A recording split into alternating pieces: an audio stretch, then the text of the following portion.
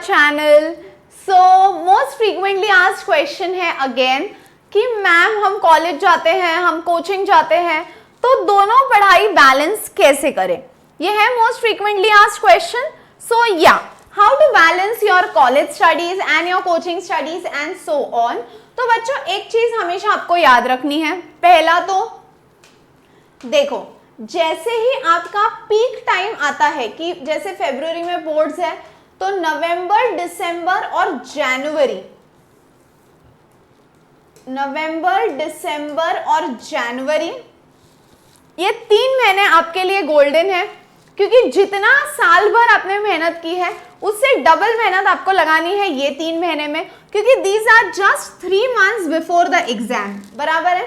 सो ये 3 महीने में आपको बहुत बहुत बहुत बहुत ज्यादा एनर्जी इन्वेस्ट करनी है, ये बात में कोई शक बिल्कुल नहीं। बट यहीं पे सबका दिमाग चलने लगता है, क्यों? क्योंकि कॉलेज वाले बोलते हैं सबमिशन कर दो, फिर प्रैक्टिकल्स आ जाते हैं आपके, फिर इंटरनल एग्जाम्स आ जाते हैं, और ये सब में आपका सेल्फ स्टडी बहुत ज्यादा हैम्पर होता है। तो इसके लिए बच्चों सबसे पहला और important highlight point is minimum by October और maximum by November you have to complete the syllabus. Minimum by October, maximum by November you have to complete the syllabus.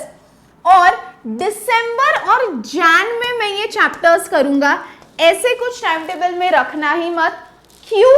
क्योंकि यहाँ पे सिर्फ और सिर्फ आपको करना है रिविजन प्लस PYQs, ये छोड़ के आपको वो पीरियड में कुछ नहीं करना है। पॉइंट 1। पॉइंट 2, बच्चे क्या करते हैं, मैम हम ना सबमिशन लिखते लिखते थक गए, असाइनमेंट लिखते लिखते थक गए। तो बच्चों जो आप सबमिशन करते हो, असाइनमेंट करते हो, जर्नल कंप्लीट करते हो, that is not self studies. और फिजिक्स और केमिस्ट्री की भी अगर आप बात करो 30 मार्क्स का इंटरनल होता है, बट आपको एक्चुअल में रिटन पेपर लिखना होता है 70 मार्क्स का। वो 30 में से 25 तो आपको वैसे ही मिलने, बट ये 70 में से 10 मार्क्स लाना भी मुश्किल है, and that is the fact. So focus on the written paper as well. Internal में ये सारी चीजें आपको मिल ही जाएंगी। सबमिशन में ज्यादा टाइम नहीं वेस्ट करना है। रोज के 2 सब्जेक्ट्स करो। मंथली टारगेट बनाओ बच्चों हर सब्जेक्ट का। जैसे मान लो जून में है हम, जून, जुलाई, अगस्त, जून, जुलाई, अगस्त, सितंबर एंड अक्टूबर। कितना महीना है? 1, 2, 3, 4 एंड 5। 1, 2, 3, 4 और ये 5। ओके हाँ, अभी जून में 3 टॉपिक्स कर दो हर सब्जेक्ट, या this is about every subject. इधर 3 कर दो, 6 हो गए। अब चैप्टर्स कौन से करना? Go with the chapters that work for you the best, मतलब जो आपके कॉलेज में है। और यहाँ पे कर दो 3 चैप्टर्स, और सितंबर में भी कर दो 3 चैप्टर्स। अच्छा मैम सितंबर तक कौन से चैप्टर्स करें? तो बच्चों सितंबर तक आपको वो चैप्टर्स करने हैं जो कि हाई वेटेज वाले हैं। हाई वेटेज वाले चैप्टर्स आपको सितंबर तक करने हैं, मतलब 3 1 3, 3 2 6, 3 3 9, 3 4 12। सो ये 12 चैप्टर्स यहाँ पे हो गए। अभी कितने बचे? 13, 14, 15, 16। 4 चैप्टर्स आपके बचे हैं।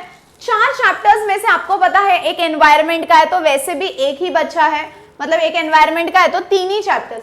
सो अगर आप अभी भी जून से रोज 3 चैप्टर्स करना शुरू करो, तो बच्चों अक्टूबर तक आपका सिलेबस आराम से कवर होगा। और फिर नवंबर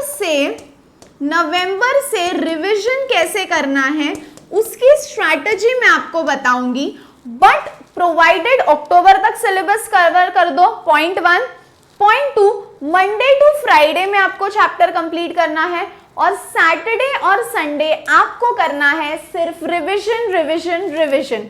क्योंकि अगर आप रिवीजन पे फोकस नहीं करोगे तो इतना सब जो कर रहे हो वो वेस्ट है। अभी ये तो है कि आपको रोज 3 रोज मतलब हर महीना 3 चैप्टर करने हैं हर सब्जेक्ट के। If you want to know कौन से महीने में कौन सा चैप्टर करना है, let me know in the comment section, और इस पे मैं एक डिटेल वीडियो और एक डिटेल सीरीज लेकर आऊंगी so stay tune on the channel. कुछ भी डाउट रहेगा, कुछ भी प्रॉब्लम रहेगा तो लेट मी नो, और बाकी पढ़ते रहो, खुश रहो, बी पॉजिटिव। Bye bye.